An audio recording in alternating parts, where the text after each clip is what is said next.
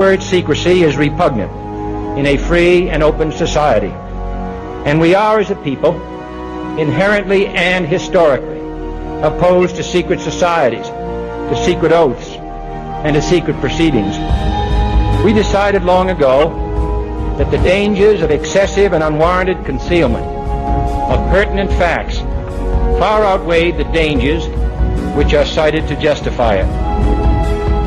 Hello, this is Dane Wigington for GeoEngineeringWatch.org Radio, the weekly edition for Global Alert News for November 5th, 2016. Here's a question for the day. How long can the current course of the human race continue before total collapse of the house of cards on which our current reality has been constructed? How long before this occurs? Humanity has painted itself into a very deep, dark corner. Very soon, this reality will be evident to even the most ardent deniers of that reality. What can we do to make a difference at this late hour? First and foremost, denial must be abandoned. We must face the full unspun reality head on. Get educated on the frontline facts and help to wake those around you. That's what this show is all about. A few announcements before moving on to the frontline update on the most dire issues we face.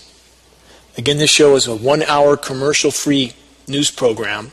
It's about the most dire and harsh truths that we face that the majority don't yet want to hear about. This show is broadcast on KQMS throughout Northern California on 1670 AM, 99.3 FM, and 105.7 FM. Recordings of this show can be found at GeoEngineeringWatch.org under radio sections, top stories, and recent, and on the KQMS archives. Also, the PRN radio network along the East Coast rebroadcasts this show as well. And you can use a call-in phone number anytime to listen to any one of the last 5 shows anytime you want over the phone. That call-in number is 1-701-719-0991. That's a call-in podcast for the show. Again, you can pick any one of the last 5 shows, 1-701-719-0991. Silent Epidemic, the Essential Watch Vaccination Education DVD. Again, available at Orchard Nutrition and Reading Radio for free. All we ask, that's paid for by GeoEngineeringWatch.org, all we ask is that you put that DVD to use, and if you find the data valid, which you will, everything is backed up on that DVD. Share it with others. Our children's future is at stake, and not just our children, because adults are being vaccinated as well. It's Essential Watch DVD. The Vaxxed documentary, also Essential Watch, only $4. I believe the Vax group charges $4, and that money, by the way, goes to pay for the outreach that Vaxxed is doing. They're touring around the country, putting on events, and that takes money to do. So this is part of what helps them to be able to do that. You can watch Vaxxed again for, I think, $3.99 for the full movie online. Also, the 9/11 Architects and Engineers DVD, available for free, Orchard Nutrition and Reading Radio. Another essential watch. If you promise to put that DVD to use, it's free. And this is 2,700 architects and engineers stating on the record, risking their careers and their lives perhaps, that the official narrative for 9/11 is completely, utterly, and totally impossible scientifically. If you care about your country, if you care about your future, if you truly claim to be patriotic, you have a responsibility to view this kind of data, period. And one more announcement, Reading Library event today, starting at 1 o'clock. We're changing the itinerary a bit because there's too much unfolding. We have to get to the hard frontline data as fast as we can. So the presentation from former CIA decorated officer Kevin Shipp will be presented at 1 o'clock at the Reading Library. Full Q&A will be at the end of the presentations for the day. I'll be there. But starting at 1, we'll start with a full PowerPoint presentation by former decorated CIA officer Kevin Shipp. It's a recorded presentation. And there'll be smaller, short video clips after that of the most hard-hitting frontline information right now regarding the surfacing corruption within our government, regarding the surfacing data with scenarios like the CDC, the Centers for Disease Control, that is now systematically blocking any information from releasing, even from whistleblowers within their organization, that they have been hiding and falsifying vaccination safety data for decades. If you care, again, you have a responsibility to look at this information. So starting at 1 o'clock, we'll air the CIA officer presentation and smaller videos between with question and answers in between, and at the end of the full presentation, I'll be there to answer questions. Free materials at this event, free vaccination DVDs, free 9/11 DVDs. Show up, find out what's happening. We have a responsibility to face the truth again head on. It's the only way we're going to change the direction that we're on. Legal effort update.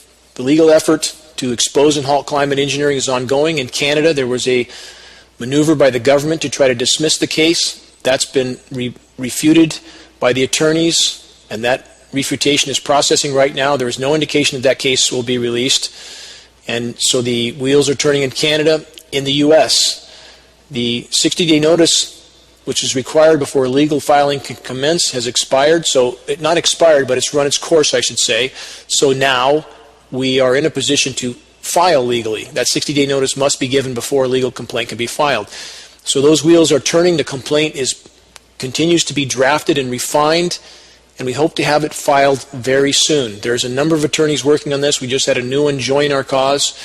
So this legal effort in the U.S. is processing, will likely take place in Northern California.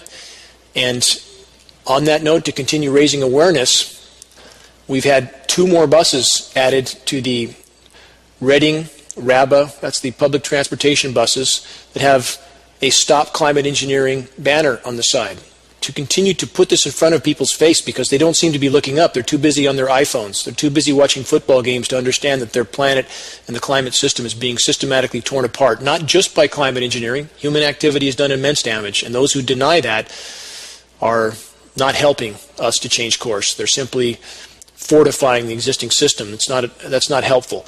But climate engineering being mathematically the single greatest assault of all, we must expose it, we must halt it. It's up to all of us to do that.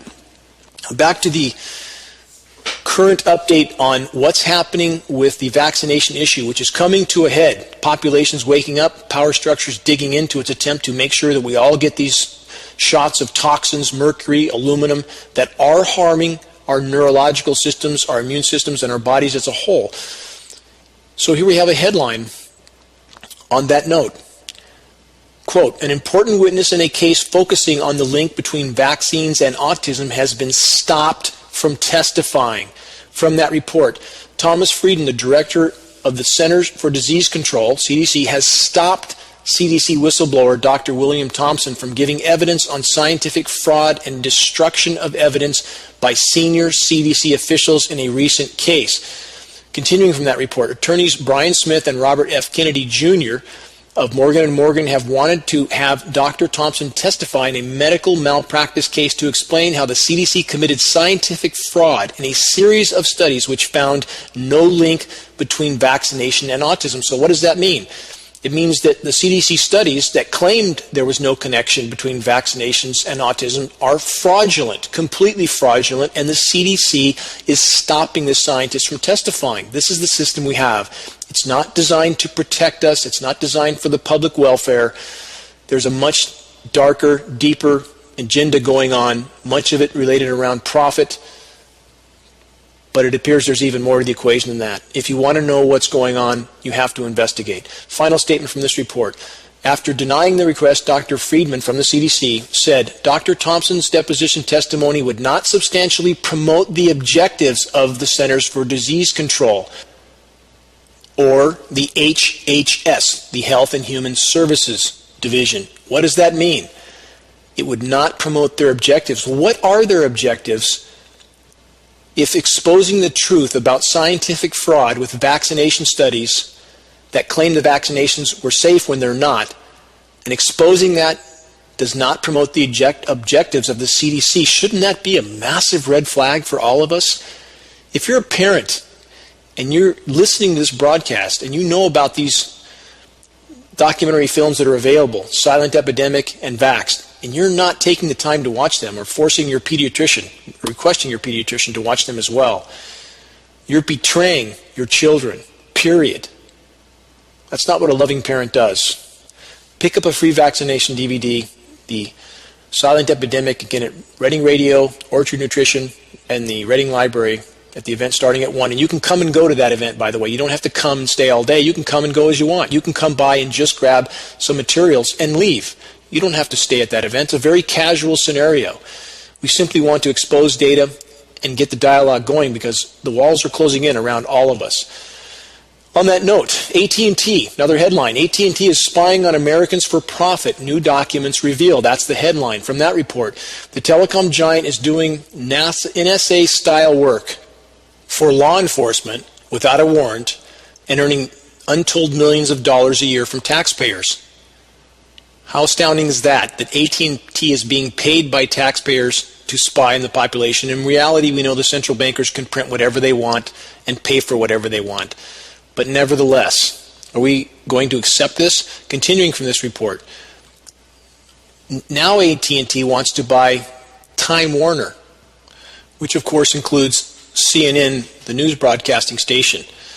Now, is this potential purchase made possible perhaps by the very funding from our own government for the spying on the U.S. population? Media consolidation has now rendered the U.S. population almost completely blind to what's really going on all over the world. The flow of information is now almost totally controlled, and the U.S. population so far doesn't seem to care. That needs to change soon, or we'll have nothing left to salvage. What other crimes are being committed by the completely out of control fascist state that we are now all living in? Concentration camp and human rights outrage in North Dakota. Mainstream media not covering much of this, certainly not the presidential candidates not covering this at all. Here's the headline. Outrage. Pipeline police strip-searched Native girl, threw her naked into a cell. From this report, as the protests against the Dakota Access Pipeline continue to escalate, the crackdown from law enforcement has grown harsher and harsher. It's because they're representing the fascist corporate America. Continuing, hundreds have been arrested by Morton County Police, many of them without charge, and had their civil rights violated by shockingly cruel police officers who are sexually humiliating their prisoners by strip-searching them and leaving them naked in their cells. Report goes on, when getting booked at the jail, they were all strip-searched, forced to squat and cough to demonstrate they had nothing hidden in their rectums. They were then put in orange jumpsuits. The treatment was the same for the chairman of the Standing Rock Sioux tribe,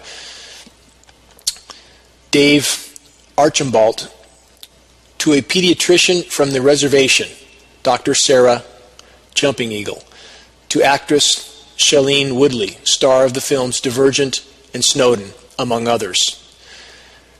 Final statements from this report. The use of strip search for those arrested on trumped-up charges like trespassing and rioting is a clear intimidation tactic that shows the United States government still sees Native Americans as savages to be abused. And the corporate media has, of course, given a very biased, one-sided coverage of this situation. This is not from the report, this is my commentary. In South Dakota, this is to be expected given the corporate military-industrial complex sponsors. But I have a question. Why are some so-called independent news sources pumping out the same sort of coverage that sounds like it was written from the fossil fuel industry lobbyists?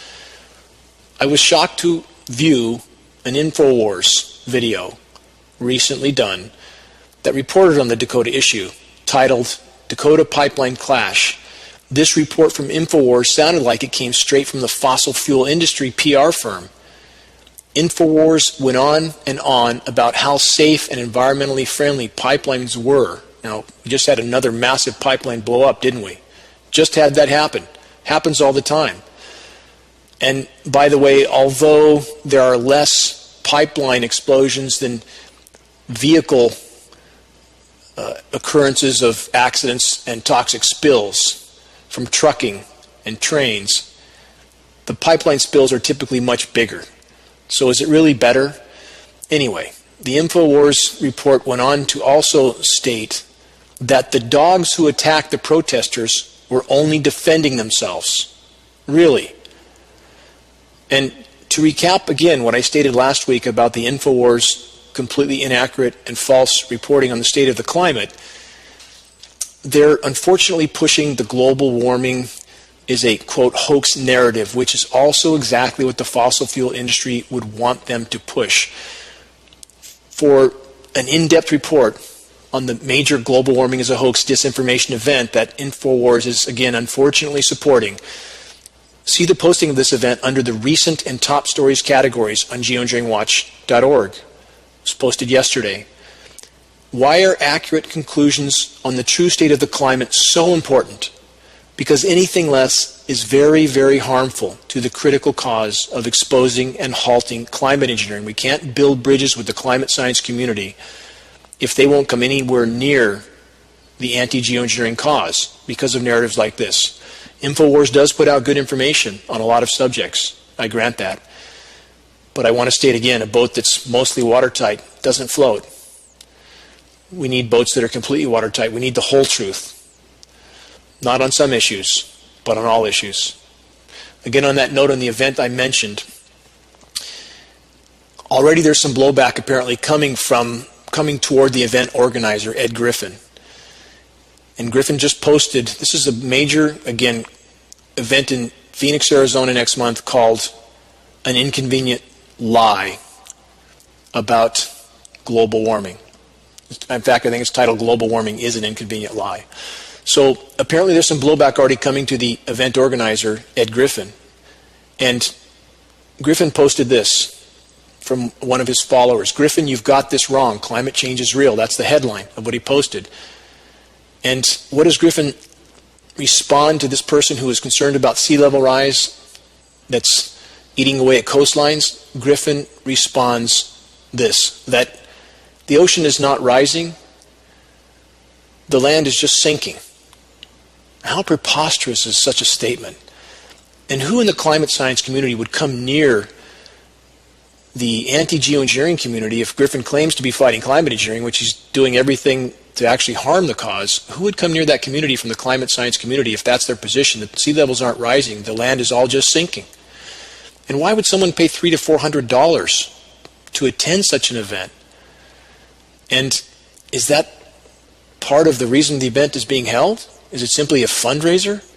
No matter what sensationalized and patently false headlines have to be put out in order to get people to pay money to be given disinformation that might make them feel better, but that's not helping the cause of changing the course the human race is currently on, which leads to certain near-term total extinction. So what's this event all about? Again, if you want more detailed and very hard-hitting and shocking information, go to geoengineeringwatch.org and look for this article post underneath recent or top stories.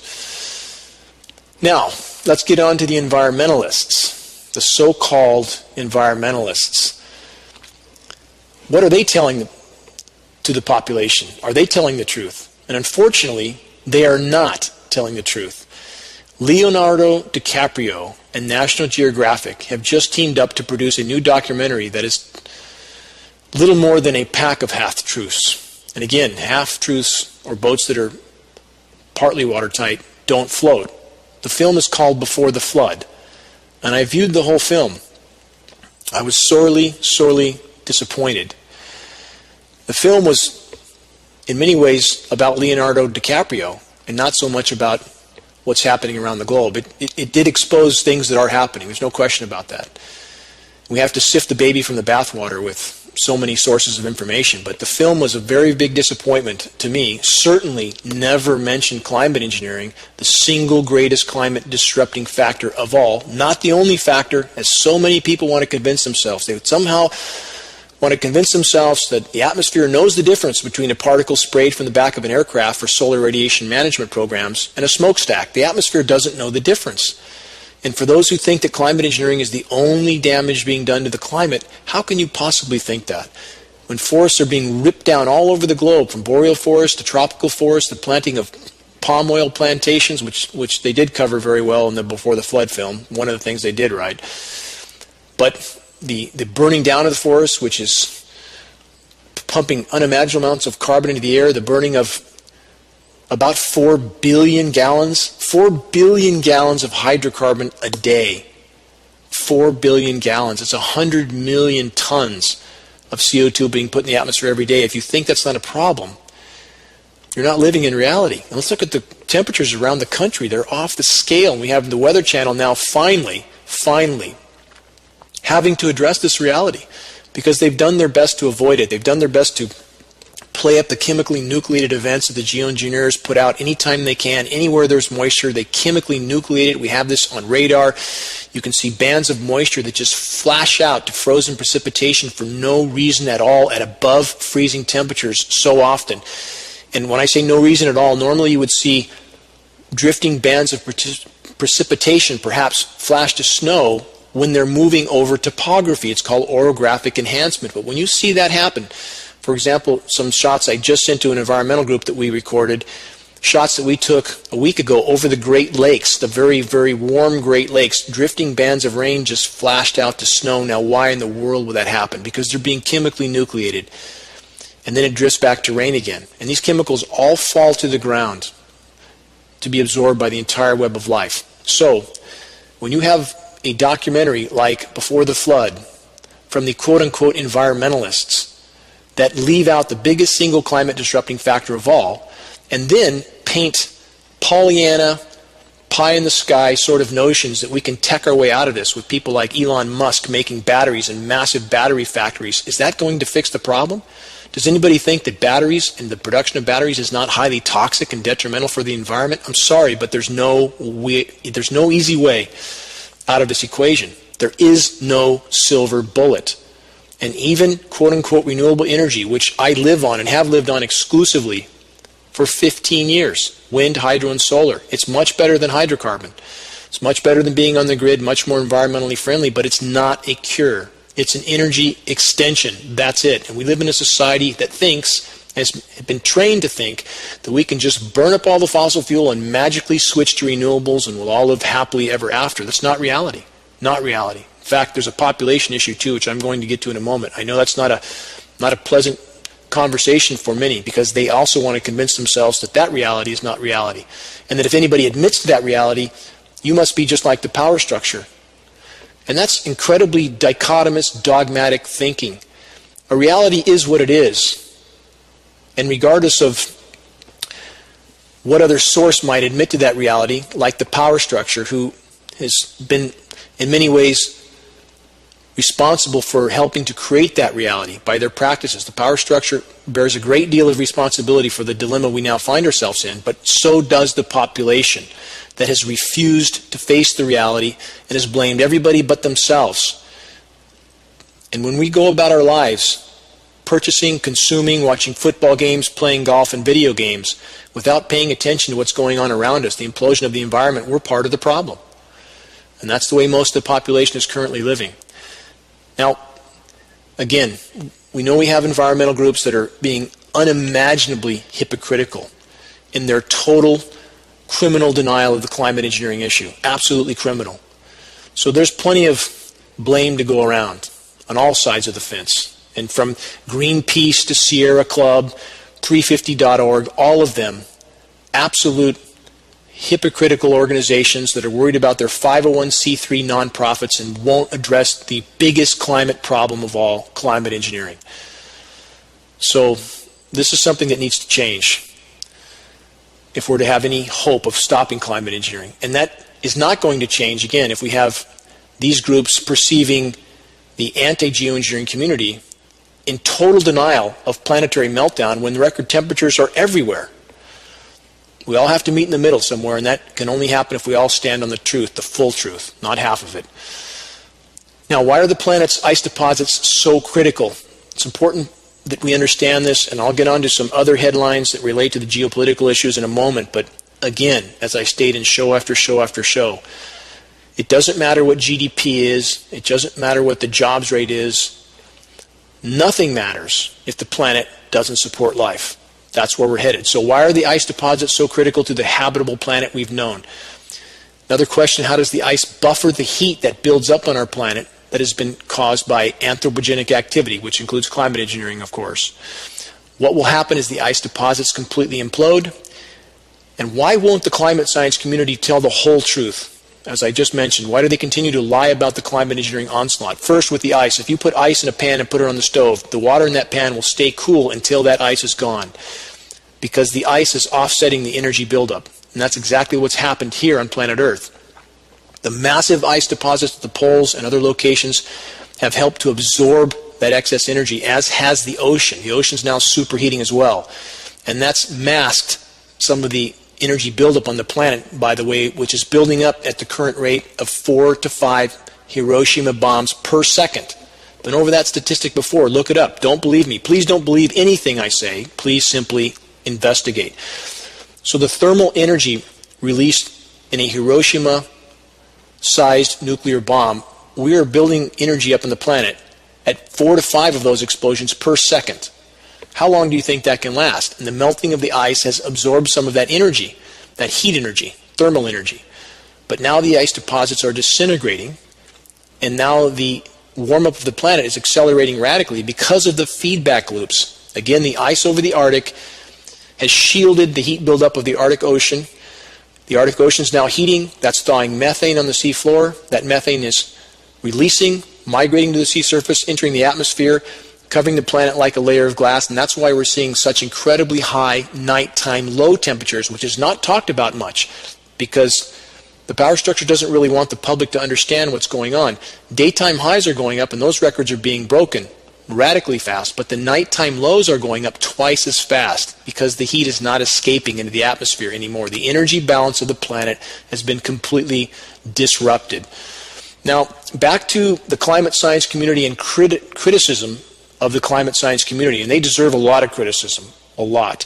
Here's a headline from a study that reflects the truly pitiful state of academia and the climate science community. The headline is this: warming temperatures blamed for record low snowpack levels in the West Coast. This is referring to last year's levels. The study was just completed, but it's referring to levels in 2015. From this report, a new study reveals that the record low snowpack levels in the westernmost region of the continental U.S. last 2015 were most likely caused by high temperatures. Is that an infantile statement? Unbelievably infantile? Do we need a group of scientists to tell us that when it's warm, the snow melts?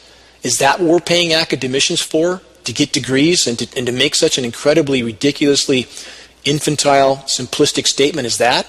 If our population doesn't realize that warm temperatures melt snow, we're finished.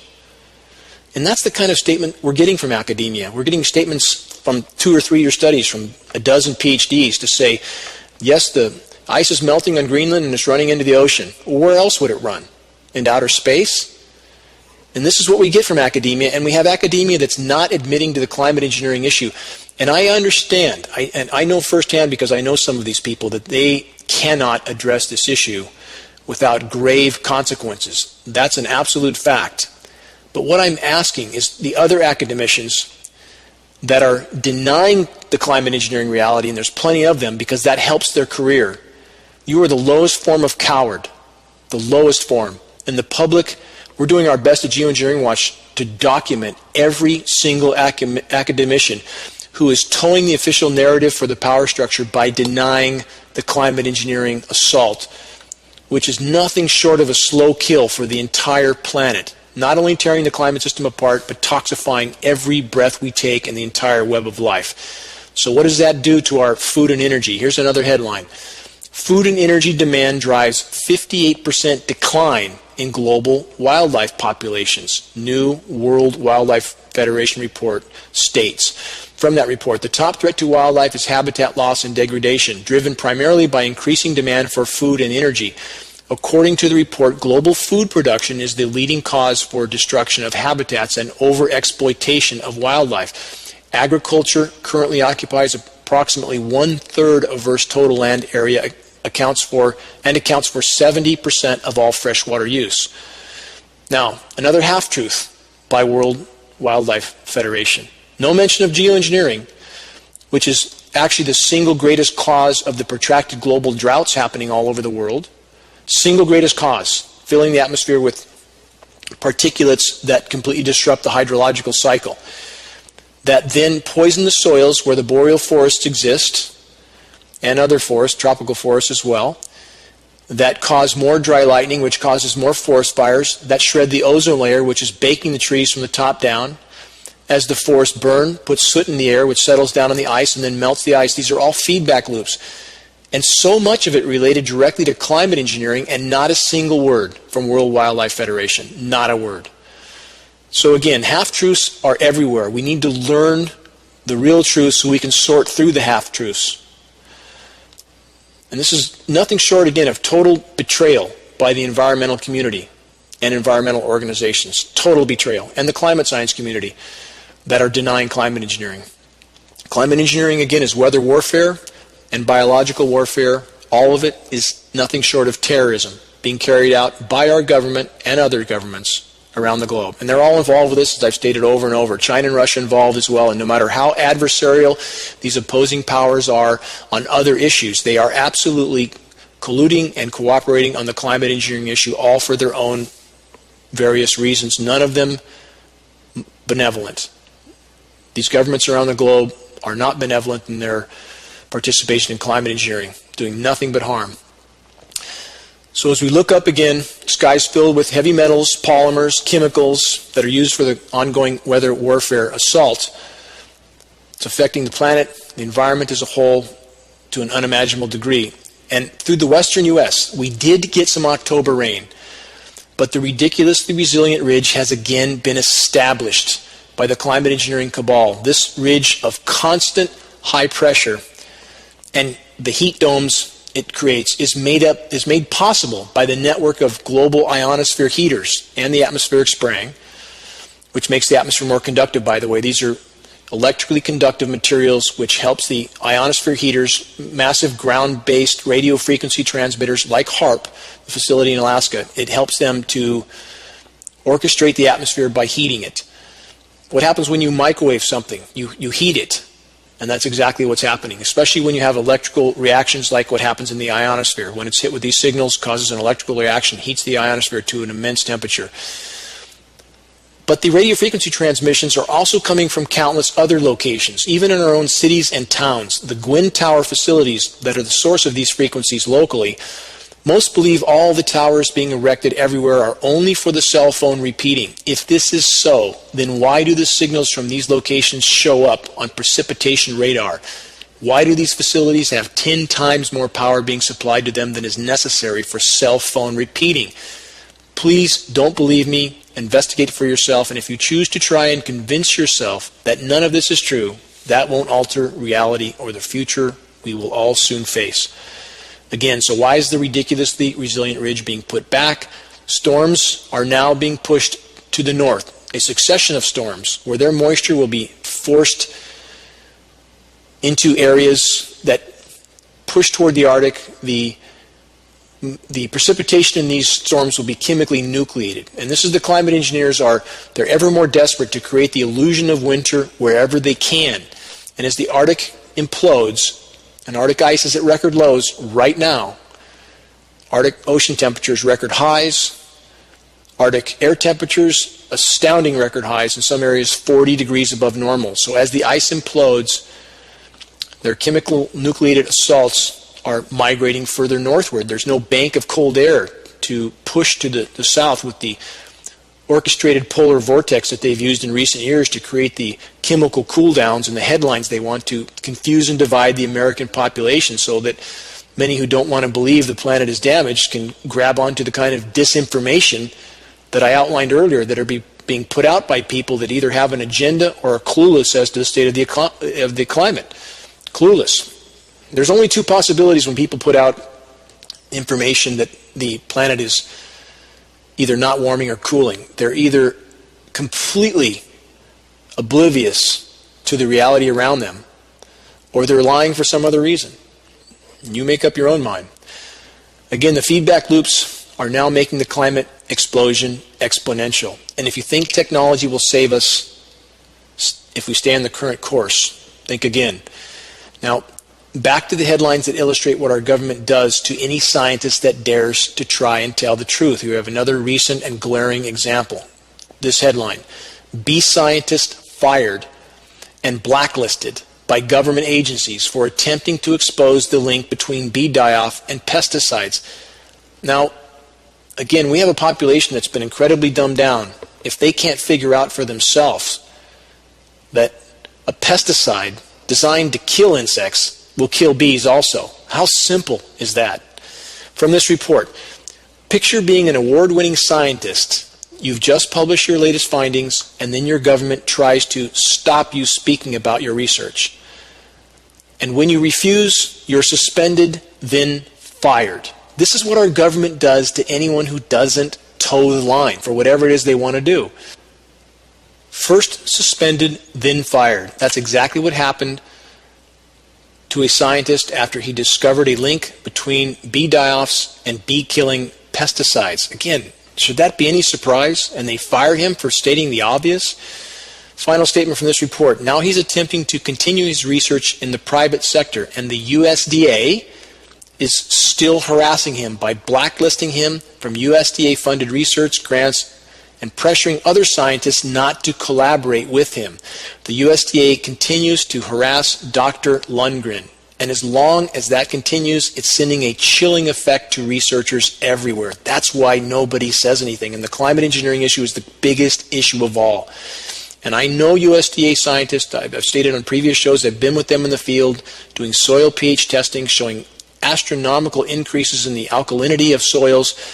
That is a direct result of the metals in our rain that raises the alkalinity of the precipitation. It loads the soils. Been in the field with these scientists, taking tests that they knew were 10 to 12 times higher than the baselines which we had already, and they have never said a word. They won't say a word because they're only worried about their paychecks and pensions. And I would ask those scientists, how do you look at your children? How do you look them in the eyes and just toe the line for the power structure?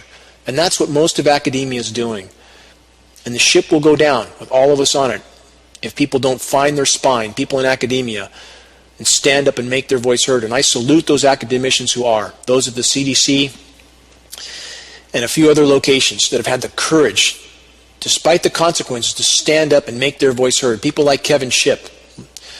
I'm honored to call my friend, the CIA whistleblower. People like John Carrico, who blew the whistle on the torture being carried out by our government, and who's the only one who went to jail, John Carrico. These are the true patriots of our nation. Another headline, global study reveals huge number of children breathing toxic fumes, more than 6 times over safe limits, while billions are affected by air pollution that exceeds guidelines. From this report, air pollution is the world's single biggest environmental health risk. Now, why do I focus on climate engineering over and over and over? Because it's not only tearing apart the atmosphere, it's killing us. It's literally killing us because mathematically speaking, the greatest source of particulate pollution in the atmosphere is climate engineering. And those are highly toxic particulates, highly toxic chemicals and metals.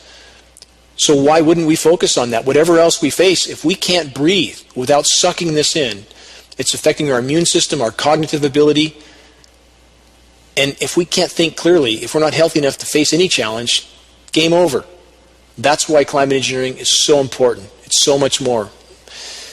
Again, to repeat this from this new study on global air pollution. Air pollution is the world's single biggest environmental health risk. And it's getting worse, with levels of toxic air rising 8% in the last 5 years. We're told our air is getting cleaner, aren't we? So how come the particulate matter is rising so much? Because the climate engineering elephant in the room goes unmentioned again and again and again. More than 3 million people a year die as a result of outdoor air pollution. That is a very conservative figure. Every other commercial is asthma and allergy, so forth. Don't people start to wonder at some point what that aircraft is doing above them that's covering the sky with an expanding trail? And again, with condensation, the big condensation trail lie. If you're in the coldest part in the world, you could be at 70 below in Antarctica, and your breath condenses, but does it hang around you like a cloud? If you walked a mile across an ice sheet, would you have a cloud hanging behind you? Of course not. You have to have a particulate in order for that cloud cover to remain, because it has a particulate, just like you see in an air show when aircraft are spraying, and that's exactly what's going on with climate engineering. That is the goal. Fill the atmosphere with light scattering particles like aluminum that we are all sucking up, and it's adding to an unimaginable list of human ailments. So there's another headline again about how harmful our air now is. Now, I want to get to another story. There's a new movie out called Inferno.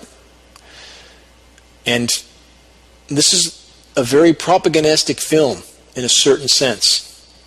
And this is a subject that most people don't like and won't like what I have to say, but it's the truth and it needs to be said. Inferno and the overpopulation myth. Is overpopulation a problem?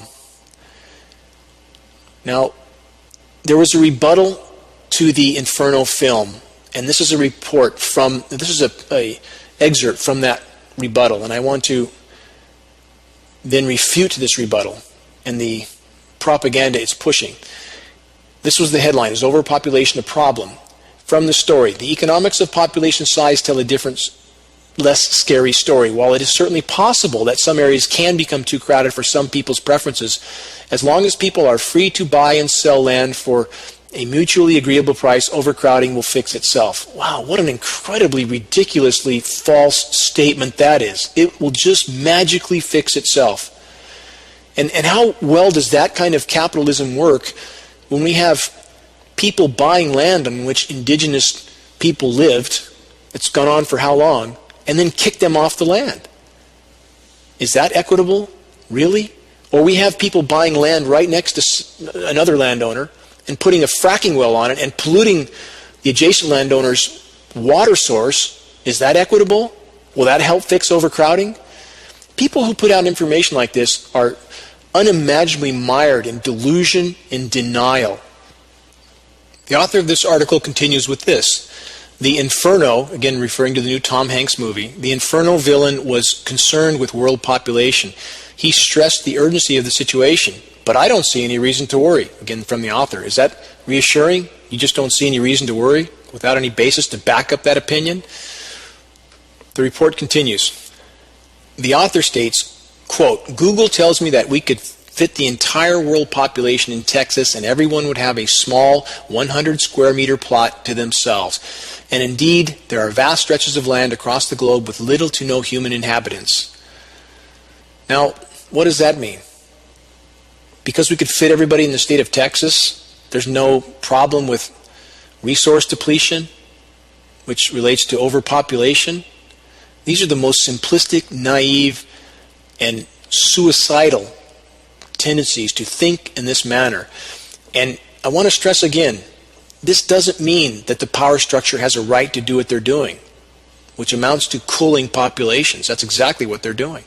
When you look at the full ramifications of what's happening to our populations, our ability to think, our IQs are going down, we're being injected with toxic heavy metals with vaccinations, we're being sprayed from above with toxic elements that combine with the toxic elements that are being injected with vaccinations. It's called synergistic toxicity, making the overall toxicity much worse. How can you look at this and not see that this is a form of eugenics? It is. And the power structure has no right to do this, and they've created this paradigm, helped to create it. So the first ones to walk the plank should be those in power. People like Henry Kissinger and others, and Brzezinski, who have created this paradigm of total insanity. But the population also must face reality. You can't continue to expand on a finite planet with finite resources. How simple is that? And when an author writes something like this, and it gets worse, let me finish this report, it gets worse, and anybody buys into this because they don't want to face reality, you're part of the problem if you buy into this. And admitting the truth is not to side with those in power. It's not the same. The truth is what it is. Those in power are criminals, but the truth is still the truth. So, he goes on to say, if it's not land that's a problem, what about the, quote, means of subsistence, end quote?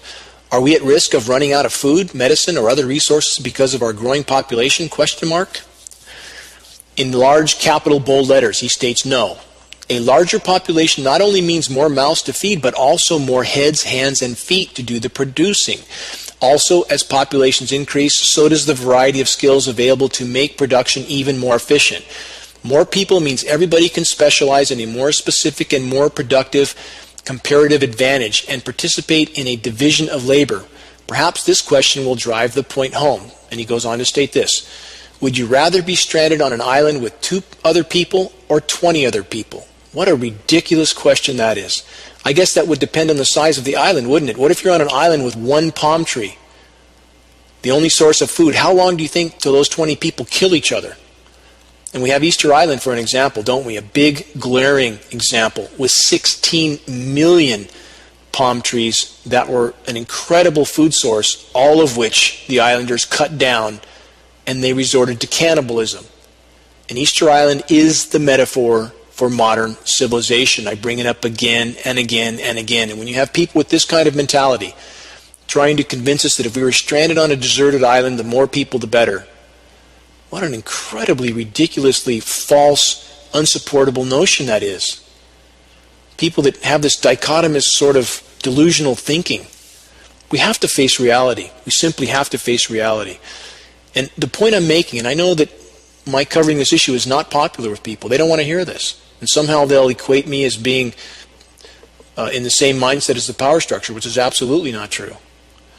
But I'm simply stating we have to face reality. Same is true with the state of the climate. It is what it is. And trying to paint it into some other reality that doesn't really exist is not going to help us. Bottom line, we have to change course, period. And we have to start by saving the habitat we have left, and the single greatest destructive force to that habitat, destructive element, is climate engineering. Back to why I focus on that over and over and over. And if you don't believe that there's any resource depletion problem, you need to look at studies, and I have, in-depth studies, as to how much land it takes of a various sort of geography to sustain a single person.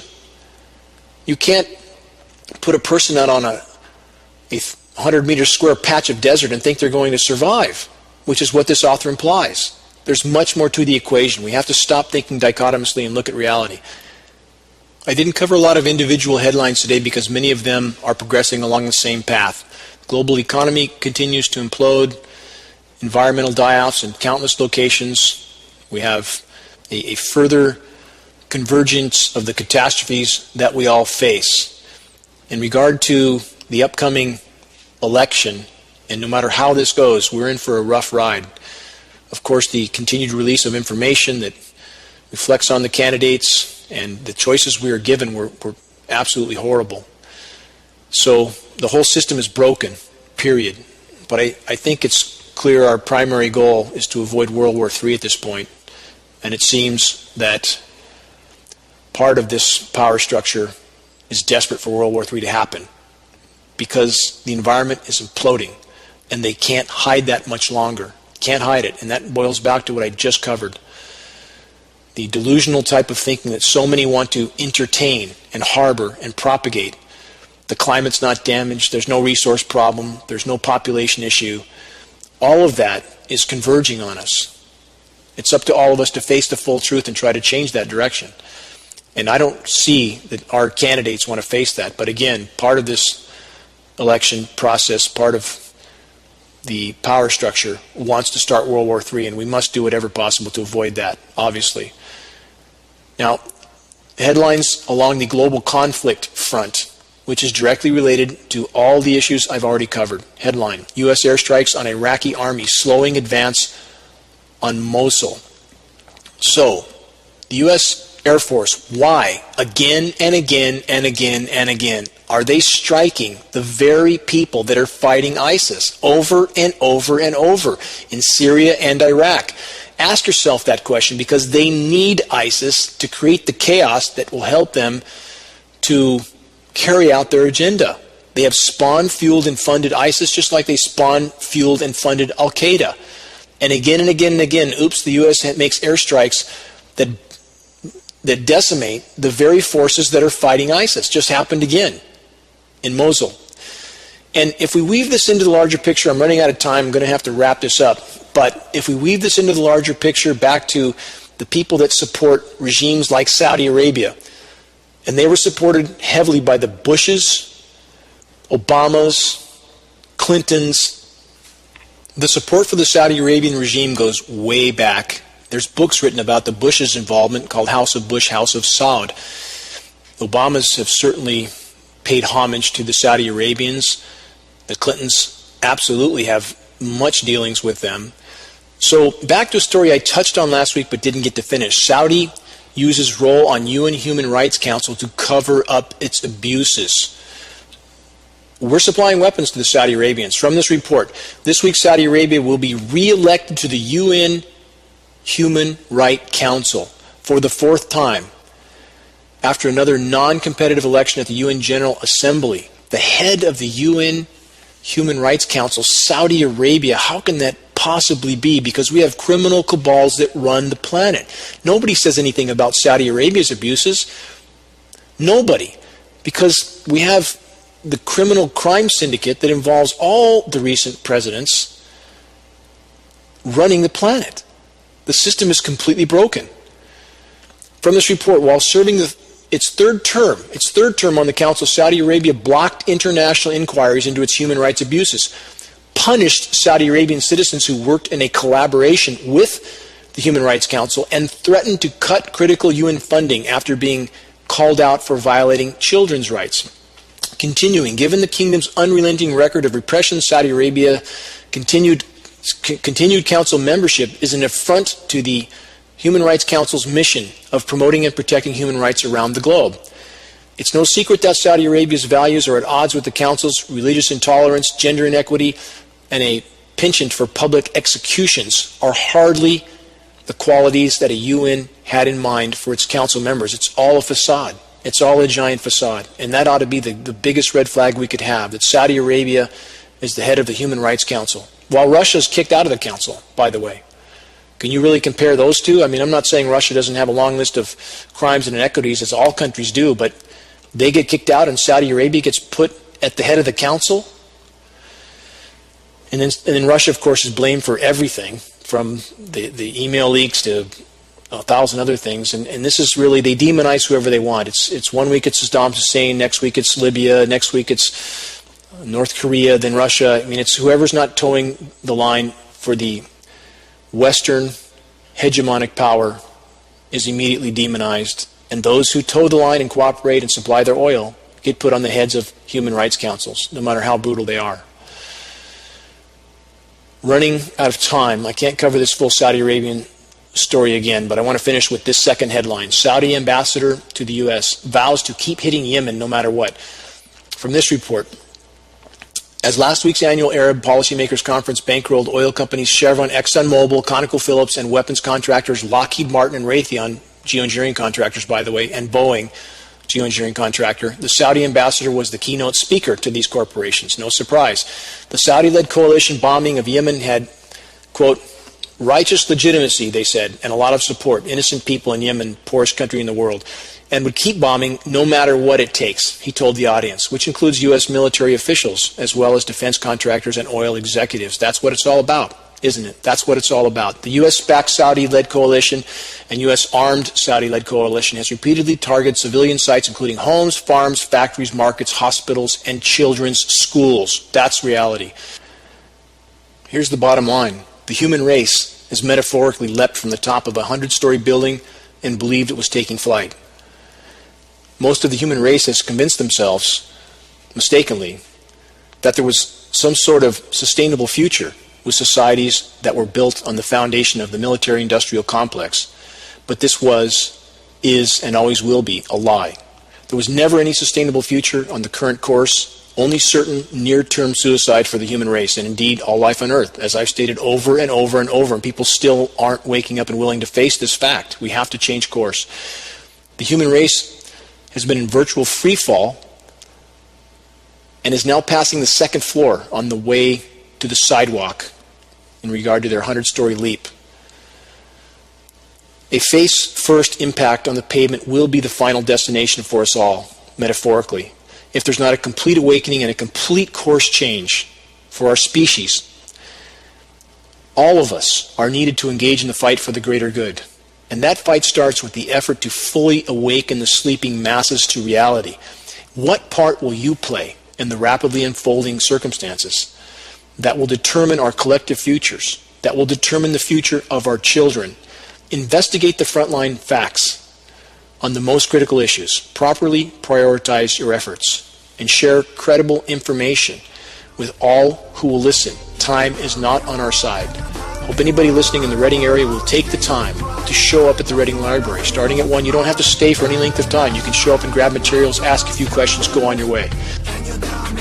Help us to sound the alarm. Help us to wake the masses to what's unfolding around us all. Make your voice heard. Until next week, this is Dane Wigington with GeoEngineeringWatch.org.